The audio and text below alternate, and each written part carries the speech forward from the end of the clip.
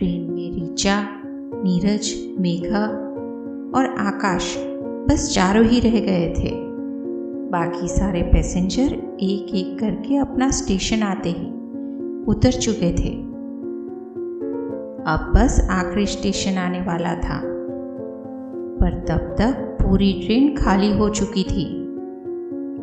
ऋचा और मेघा ने कहा कि आकाश, अगर तुम्हें अपने गांव ही जाना था तो हम कार से भी जा सकते थे।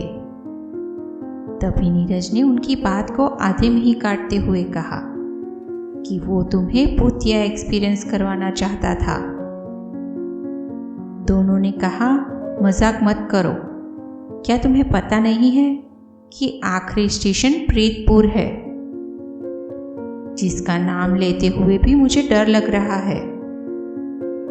तभी ट्रेन एक अंधेरी टनल में से पास हुई। थोड़ी देर के लिए चारों तरफ कुछ भी नहीं दिखाई दे रहा था।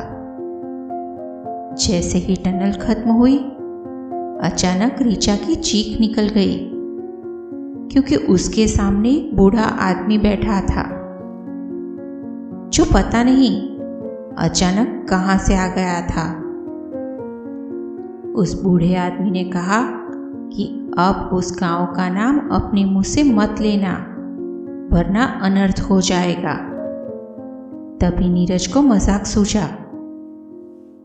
उसने कहा, क्यों चाचा, डर लग रहा है, और जोर जोर से हंसने लगा।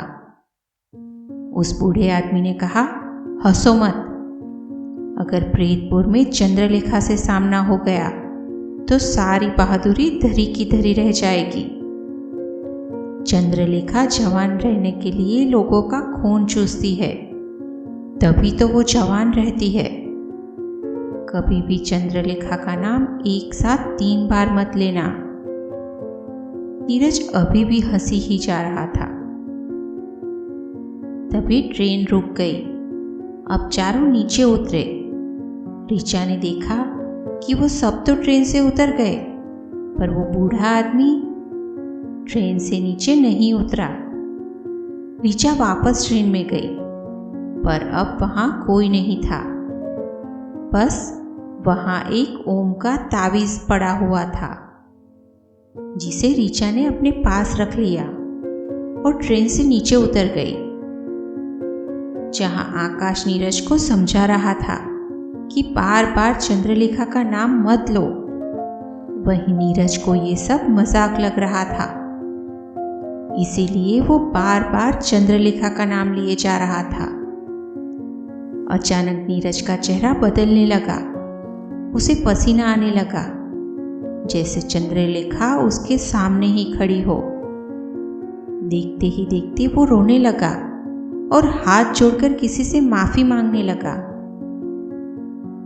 पर ऋचा, मेघा और आकाश को कुछ भी समझ में नहीं आ रहा था कि नीरज ऐसा क्यों कर रहा है। तभी अचानक नीरज जमीन पर गिर गया और अपने आप ही खिसकते हुए स्टेशन के बाहर चला गया। बस उसकी चीखें सुनाई दे रही थी। ये देखकर तीनों के डर के मारे रोंगटे खड़े हो गए। तीनों ने बाहर जाकर देखा, पर नीरज का कुछ भी अता पता नहीं था। तभी ऋचा ने कहा कि उस बूढ़े आदमी ने हवेली के बारे में बताया था, जहां चंद्रलेखा रहती थी। तो हो ना हो, नीरज वहीं मिलेगा। अब तीनों हवेली को ढूंढने लगे, पर पूछे भी किसे? वहां आसपास कोई रहने वाला नहीं था। तभी अचानक नीरज की लाश एक पेड़ से नीचे गिरी। उसका पूरा शरीर सफेद हो चुका था, जैसे शरीर में खून का एक कतरा भी नहीं था। आंखें बाहर आ गई थी। नीरज की लाश किसी शैतान से कम नहीं लग रही थी। नीरज की ऐसी हालत देखकर तीनों डर के मारे कांप रहे थे और बस वहां से किसी भी तरह भागना चाहते थे। तभी उनकी नजर मेघा पर गई, जिसके हाव भाव बदल रहे थे। उसका पूरा शरीर कांप रहा था और वो कुछ बड़बड़ा रही थी। तभी ऋचा ने मेघा से कहा कि तुम ठीक हो?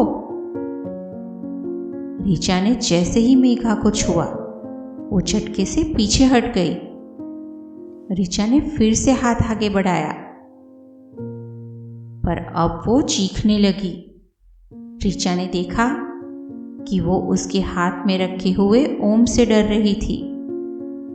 ऋचा को समझ में आ गया था कि चंद्रलेखा मेघा पर हावी हो गई है।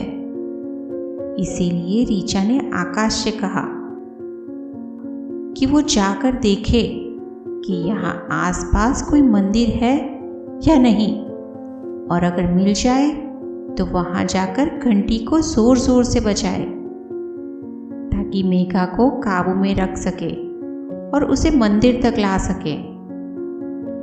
तभी आकाश वहां से डर कर भागने लगा।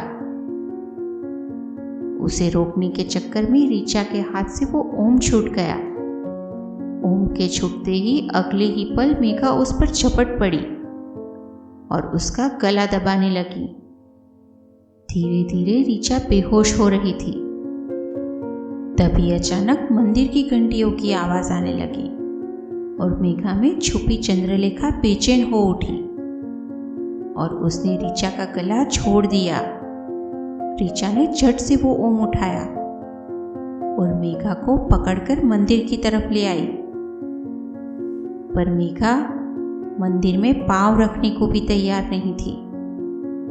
तभी आकाश अंदर से शिवजी की भभूत ले आया और मेघा पर लगा दी और दोनों उसे खींचकर मंदिर में ले गए। मंदिर में पैर रखते ही चंद्रलेखा की आत्मा मेघा के अंदर से बाहर आ गई और भस्म हो गई, और तीनों ने भी अपने माथे पर भस्म लगाई। और अचानक उन्होंने देखा कि वो उसी ट्रेन में वापस पहुंच चुके हैं। उन्हें समझ ही नहीं आया कि उनके साथ ये क्या हुआ और यहाँ कैसे आए। तभी सामने वही बूढ़ा आदमी बैठा हुआ था। उसने कहा कि मारा गया ना वो लड़का, मैंने तुमसे कहा था कि उसका नाम बार बार मत लो। जो भी उसका नाम लेता है वो उसे अपनी दुनिया में ले जाती है। तुम पर शिवजी की कृपा है कि तुम जिंदा वापस आ गए। तभी ऋचा ने कहा, बाबा आप कौन हो? वो आदमी खड़ा हुआ और जाने लगा और पीछे मुड़ते हुए कहा, तुम्हारा मददगार। और अचानक एक तेज रोशनी हुई और उसके साथ ही वो गायब हो गया। आखिर कौन था वो बूढ़ा आदमी? ये उन तीनों के लिए एक अनसुलझी पहेली बनकर रह गया, और शायद हमारे लिए भी।